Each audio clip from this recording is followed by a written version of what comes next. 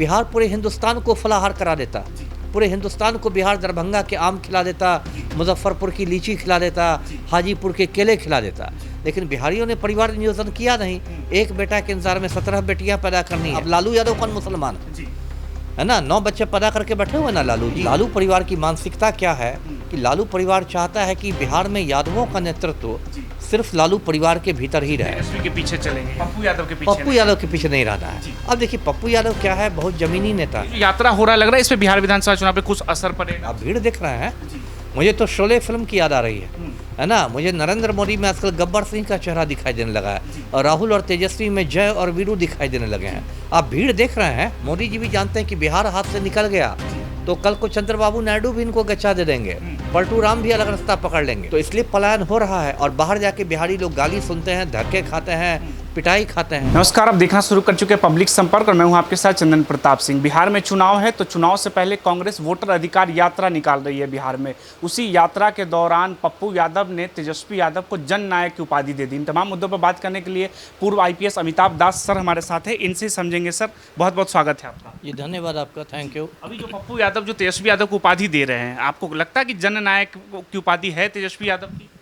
अब ये तो विवाद का विषय है कि जननायक है या नहीं, लेकिन पप्पू यादव ने तेजस्वी यादव को जननायक कहा, ये थोड़ा चौंकाने वाली बात है।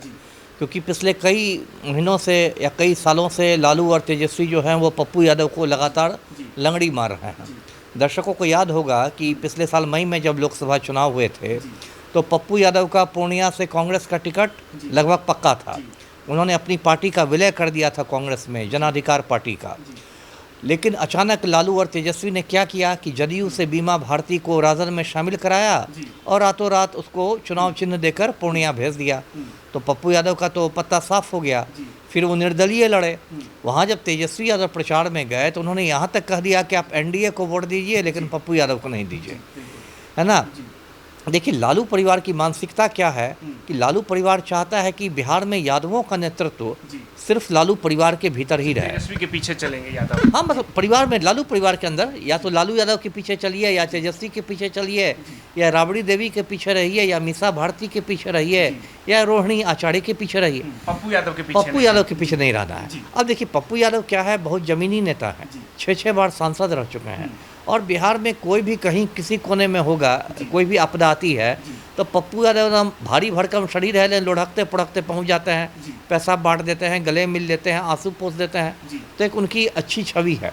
इस धारा सर उनको अपराधी भी कहते कि भूतपूर्व अपराधी है, इसलिए भरोसा नहीं करती। ठीक है, देखिए वो एक ज़माने में उनकी बाहुबली की छवि थी। वो अजीत सरकार कांड में 8 साल तिहाड़ जेल में भी रहे, लेकिन वो सब में उनको मतलब क्लीन चिट मिल गया, इसलिए उसको अब नहीं करना चाहिए। तो ये है पप्पू यादव का हाल। तो पप्पू यादव की इतनी लंगड़ी मारी है तेजस्वी ने। अभी भी तो 9 जुलाई को बिहार बंद बुलाया गया था, याद होगा, गाड़ी पर नहीं चढ़ने दिया गया था पप्पू यादव को, है ना। तो फिर क्यों कहा पप्पू यादव ने तेजस्वी को जननायक? अब इसके पीछे पप्पू यादव की राजनीतिक मजबूरी ये है कि पप्पू यादव अपने बेटे को, सार्थक रंजन को, राजनीति में उतारना चाह रहे हैं, लॉन्च करना चाह रहे हैं। और उनको लग रहा है कि कहीं ऐसा ना हो कि तेजस्वी राजद से तो टिकट नहीं दें और कांग्रेस का टिकट भी राहुल गांधी से कह के कट तो पप्पू यादव का पुत्र मोह है। पुत्र मोह है कि भाई ऐसा ना हो कि मतलब मेरा बेटा शिकार हो जाए इस राजनीति का, तेजस्वी के चक्कर में उसका करियर खराब हो जाए। तो पप्पू यादव ने इसलिए तेजस्वी को जननायक कहा है। लेकिन सवाल तो ये है, तेजस्वी यादव को पप्पू यादव के बेटे से क्या दिक्कत है? वो भी नौजवान है, ये भी नौजवान, नौजवानों की राजनीति करे। वो तो कहते हैं कि नौजवानों को हम राजनीति में लाना चाहते हैं। नहीं, दिक्कत ये नहीं है। फिर दिक्कत ये है कि पप्पू यादव का भी उत्तराधिकारी तैयार हो जाएगा ना, फिर उससे तेजस्वी यादव को सुरक्षा हो जाएगी। देखिए कन्हैया कुमार से क्यों डरते हैं तेजस्वी यादव, है ना। कन्हैया कुमार भी नौजवान है। कोई भी आदमी प्रतिस्पर्धा नहीं ना चाहता है, कंपटीशन कोई नहीं ना चाहता है। जितना ज़्यादा कंपटीशन कड़ा होगा, आप परीक्षा उतनी मुश्किल हो लगता है कन्हैया कुमार से डरते हैं तेजस्वी यादव? एकदम डरते हैं। कन्हैया कुमार को देखिए, उनका बेगूसराय से चुनाव लड़ना था तो बेगूसराय की सीट CPI के खाते में दे दी गई। कन्हैया कुमार को दिल्ली जाके चुनाव लड़ना पड़ा। डरते ही उनकी मतलब कन्हैया कुमार को भी नहीं चढ़ने दिया गया था 9 जुलाई को गाड़ी में। तो ये सब तो बातें हैं ही। लोग कहते हैं कि ठीक है युवा आए, लेकिन कोई युवा, एक युवा नेता दूसरे युवा को नहीं देखना चाहता है, क्योंकि तेजस्वी समर्थक कहते हैं मंच पे जब राहुल गांधी थे ही कांग्रेस के, तो बाकी नेता जाकर क्या करते? पप्पू यादव को जाने क्या जरूरत थी, कन्हैया कुमार को जाने क्या जरूरत क्या होती है? पप्पू यादव कोई ये है, वो सीनियर नेता है, 6 बार से सांसद हैं, जरूरत की कोई बात है? बिहार बंद बुलाया गया है, 6 बार के सांसद है ना, ऐसा तो नहीं ना कि कोई सड़क छाप आदमी गाड़ी पर चढ़ा है कि राहुल गांधी की सुरक्षा को खतरा हो जाता है। 6 बार के सांसद हैं, और तकनीकी रूप से पप्पू यादव भले निर्दलीय सांसद हों, लेकिन उनको कांग्रेस का सांसद ही मान के चलिए, है ना। वो जीतने के बाद प्रियंका गांधी से मिलने गए थे, उनकी पत्नी जो है रंजीता रंजन, वो कांग्रेस की राज्यसभा MP हैं छत्तीसगढ़ से, तो तकनीकी रूप से निर्दलीय सांसद है, लेकिन आप उनको कांग्रेस का सांसद मान के चलिए। कांग्रेस अपना नहीं रही है ना उनको, ठीक है, उनको कांग्रेस को घाटा हो जाएगा कि एक अपराधी छवि का आदमी उनकी पार्टी बस पहली बात तो अपराधी छवि वैसी अबरा नहीं गई पप्पू यादव की। बीच में ये भी चर्चा थी कि वो कांग्रेस के प्रदेश अध्यक्ष भी बन सकते हैं, हो सकता है उसमें भी कुछ तेजस्वी यादव और लालू यादव ने कुछ खेल कर दिया हो, राहुल गांधी को कन्विंस कर दिया हो कि इनको नहीं लाइए।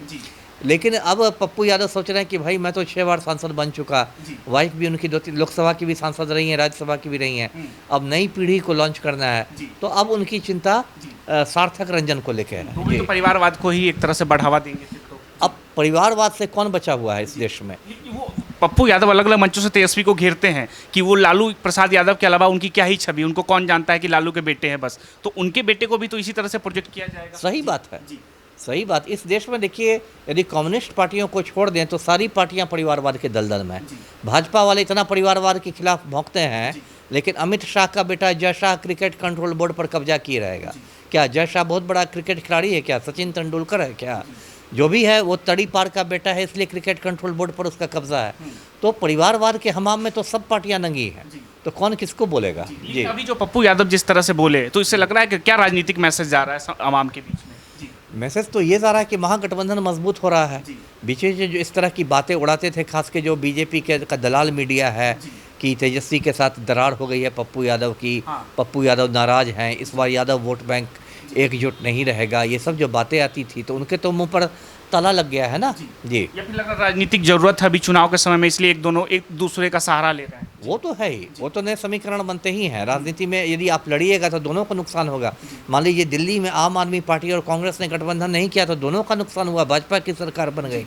वो तो बुद्धिमानी इसी में है कि आप साथ मिलकर लड़िए। जी, यात्रा हो रहा है, लग रहा है इस पे बिहार विधानसभा चुनाव पे कुछ असर पड़ेगा? कुछ नहीं, बहुत कुछ असर पड़ेगा। आप भीड़ देख रहे हैं, मुझे तो शोले फिल्म की याद आ रही है ना। मुझे नरेंद्र मोदी में आजकल गब्बर सिंह का चेहरा दिखाई देने लगा है, और राहुल और तेजस्वी में जय और वीरू दिखाई देने लगे हैं। आप भीड़ देख रहे हैं, भले गोदी मीडिया इस खबरें नहीं दिखाएं, लेकिन सोशल मीडिया पर तो वीडियो आ ही जाते हैं।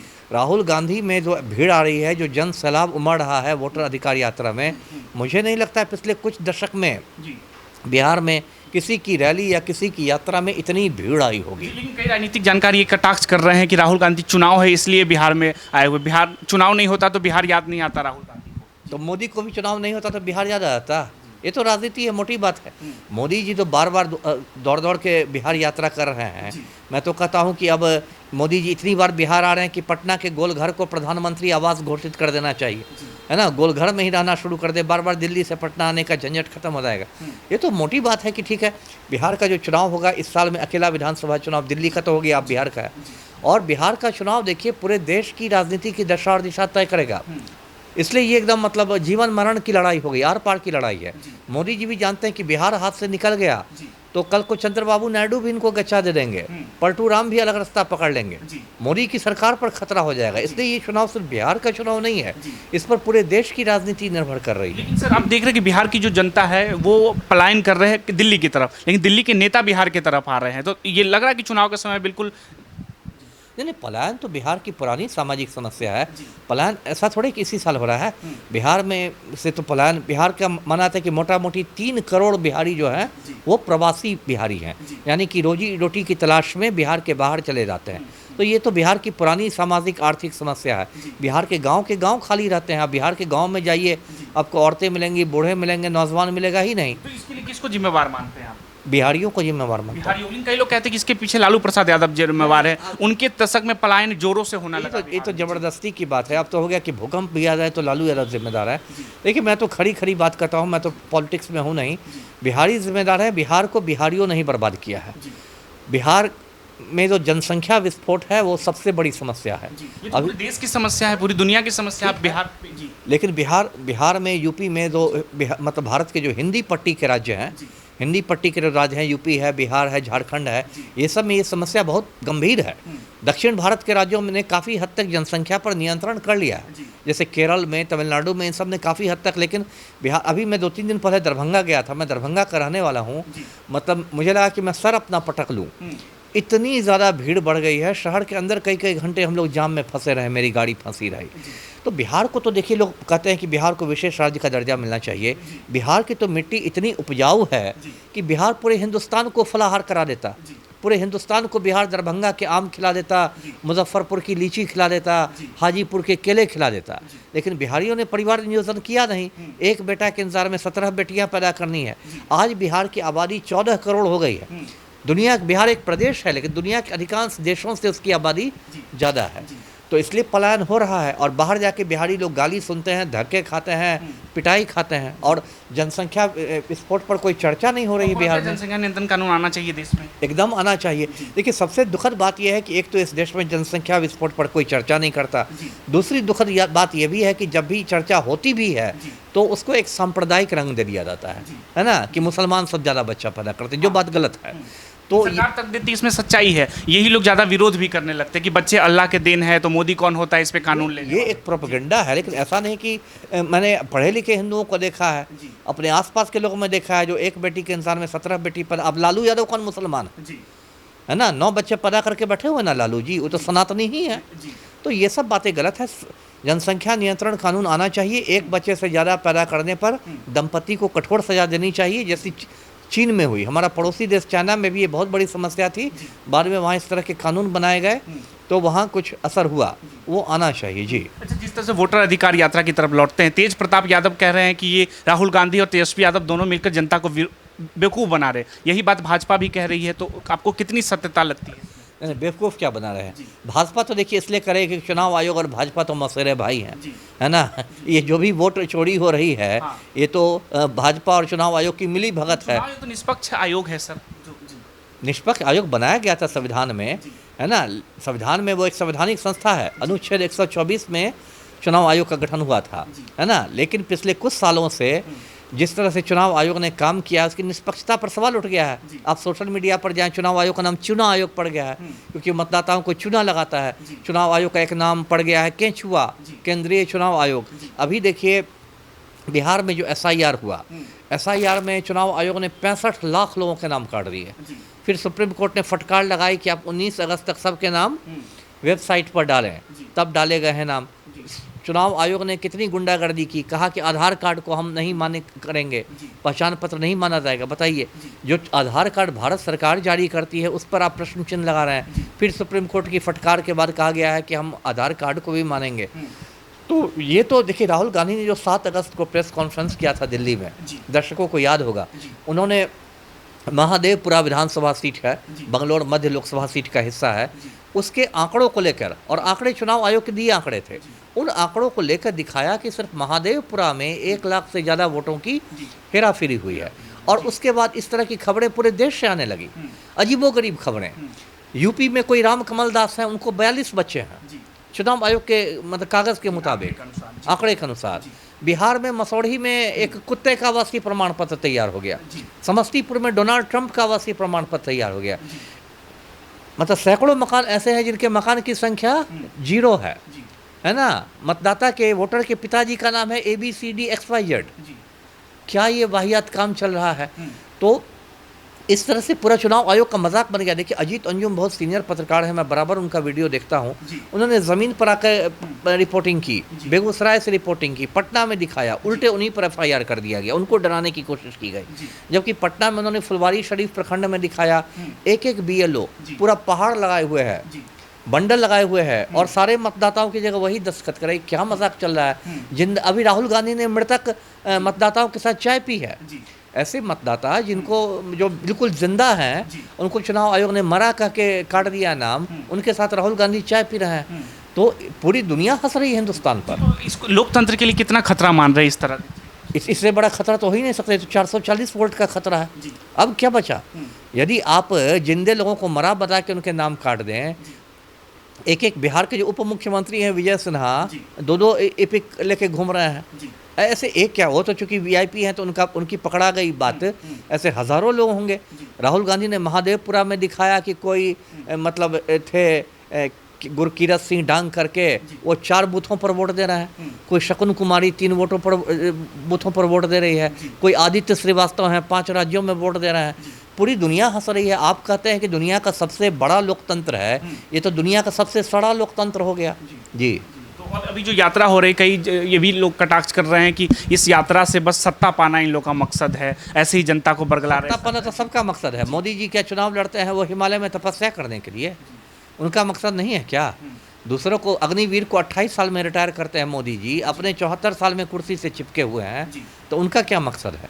ये तो बात बहुत अजीब बात है। राजनीति में जो भी है वो सत्ता पाने के लिए है, नहीं तो हिमालय में कंदराओं की कमी हो गई है। सवाल इसलिए उठ रहे सर क्योंकि उस यात्रा के दौरान कह रहे कि बिहार के जो एक्चुअल मुद्दे हैं जिस पे चुनाव होना चाहिए उसका जिक्र ही नहीं हो रहा है, बस सीधे केंद्र के मुद्दे पे जिक्र हो रहा है, वोटर आईडी कार्ड। नहीं, केंद्र का मुद्दा कैसे हो गया? आप जिंदा मतदाता है, आपको मैं मरा घोषित कर दूं तो केंद्र का मुद्दा हो गया? ये तो बिल्कुल बिहार से जुड़ा मुद्दा है। और यदि इस वोट चोरी को नहीं रोका जाए तब तो चुनाव मजाक बन जाएगा। तब तो चुनाव हो या नहीं हो उसका कोई मतलब ही नहीं, सब लोग घर पर बैठे। ये तो देखिए, कटाक्ष करने वाले मेनली भाजपाई लोग हैं जो खुद चुनाव आयोग और के मौसेरे भाई हैं, तो ये लोग मिली भगत कर रहे हैं। वो कह रहे कि मन से देखिए मोदी चोरी के नारे लगा रहे हैं, वोट चोरी की नारे लग रहे हैं, बिहार के जो मुद्दे हैं उन पे बात ही नहीं। एकदम सही नारे लग रहे हैं। ये वोट चोरी करके पिछले दरवाजे से प्रधानमंत्री बने हैं, ये अवैध प्रधानमंत्री बने हैं, अवैध प्रधानमंत्री हैं। वाराणसी में अपनी सीट पर नरेंद्र मोदी चुनाव हार रहे थे। अब पूरे हिंदुस्तान को छोड़ दीजिए, वाराणसी लोकसभा सीट पर वोटों की जब गिनती शुरू हुई पिछले साल 4 जून को, तो कई राउंड तक नरेंद्र मोदी कांग्रेस के अजय राय से पीछे चल रहे थे। फिर चुनाव आयोग ने ऐसा मतलब खेल किया कि मोदी जी जीत गए। और ऐसा खेल सिर्फ 1-2 सीट पर नहीं, 70-80 सीटों पर किया गया है। तो इन लोगों ने तो लोकतंत्र का मजाक बना दिया है। बिहार विधानसभा चुनाव में क्या लग रहा है आपको, इसका असर होगा या फिर इस बार किस तरफ सत्ता परिवर्तन? यदि ईमानदारी से चुनाव हो तो इस बार महागठबंधन 3/4 बहुमत के साथ आ रहा है। महागठबंधन 3/4 बहुमत। लेकिन राहुल गांधी तो मुख्यमंत्री का जिक्र नहीं कर रहे कि तेजस्वी के नाम पे वो। अच्छा ठीक है, वो एक स्ट्रेटजी है, रणनीति है ना। लेकिन सभी जानते हैं कि महागठबंधन की सरकार बनेगी तो तेजस्वी यादव का सीएम बनना ही बनना है। ज़्यादा से ज़्यादा कांग्रेस को कोई डिप्टी सीएम मिल सकता है, लेकिन महागठबंधन में तो बड़ा भाई राजद है, सबको पता है। तो तेजस्वी को आप भी चाहते हैं मुख्यमंत्री बने? देखिए, पलटू का हटना बहुत जरूरी है। मैं कोई राजद का प्रवक्ता नहीं हूँ कि कोई तेजस्वी परफेक्ट नहीं है, लेकिन पलटू का हटना बहुत जरूरी। एक तो पलटू 20 बरस से बैठे हुए हैं। दूसरी बात कि अब तो इनकी दिमागी हालत बहुत ख़राब हो गई। अभी पिछले 1-2 साल में देखिए पलटू की दिमागी हालत, गमला उठा के किसी IAS ऑफिसर के सर पर रख देते हैं, कभी राष्ट्रगान के समय बंदरों की तरह उछल कूद मचाने लगते हैं, कभी किसी महिला पर झपट्टा मार देते हैं, मतलब अनर्गल बातें करते हैं। बेगूसराय में गए जीविका दीदियों के बीच में तो बोले कि 2005 के पहले बिहार में लड़कियां कपड़ा पहनती थी जी। अब बताइए, मुख्यमंत्री ये बोल रहा है। तो पलटू का तो दिमागी हालत अब बहुत बिगड़ चुकी है, इसलिए अब तो पलटू के मतलब बढ़िया बिस्तर बांधने का और कोई चेहरा दिखता आपको? क्योंकि सवाल इसलिए उठते हैं क्योंकि आप खुद पढ़े लिखे IPS रहे हैं, और एक कहते तेजस्वी यादव के पास शिक्षा नहीं है, पढ़े लिखे नहीं, 9वां फेल है, तो एक पढ़े लिखे विजनरी आदमी को सत्ता में बैठ। तो मोदी जी कौन ऑक्सफोर्ड यूनिवर्सिटी के टॉपर हैं? मोदी जी तो 4थी पास हैं, चाय बेचते थे, मैं दर्शकों को बता दूं। और मोदी जी कहते थे कि मैंने 1978 में दिल्ली यूनिवर्सिटी से ग्रेजुएशन किया। लोगों ने कहा डिग्री दिखाओ भाई डिग्री, तो आज तक डिग्री इनकी नहीं मिली है ना। और मोदी जी इतने बड़े आदमी हैं कि बिना टेलीप्रॉम्प्टर पढ़े हुए 4 लाइन नहीं बोल सकते हैं। एक बार टेलीप्रॉम्प्टर खराब हो गया तो उन्होंने बेटी पढ़ाओ को बेटी पटाओ बोल दिया, है ना। अभी उनका एक वीडियो आया कि आलोचना जरूरी है, नहीं तो लोकतंत्र खतरे में पड़ जाएगा। बताइए, स्लिप ऑफ टंग तो किसी से हो सकता हो, तो तेजस्वी यादव भी तजुर्बा को तरबूज बोल दिए थे। 50 बार स्लिप ऑफ टंग होता है ना। मोदी ठीक है, मान लिया मैंने तेजस्वी यादव 9वीं फेल हैं, तो मोदी कौन ऑक्सफोर्ड यूनिवर्सिटी का टॉपर है, वो 4थी पास आदमी है ना। बिहार में आके कहा था उन्होंने हुंकार रैली में कि सिकंदर पाटलिपुत्र में हारा था। स्कूल का बच्चा भी हिंदुस्तान में जानता है कि सिकंदर कभी पाटलिपुत्र में आया ही नहीं था। टेलीप्रॉम्प्टर पढ़ के भाषण देते हैं जी। आपको लग रहा है महागठबंधन की सरकार बन रही है इस बार? जी बिल्कुल।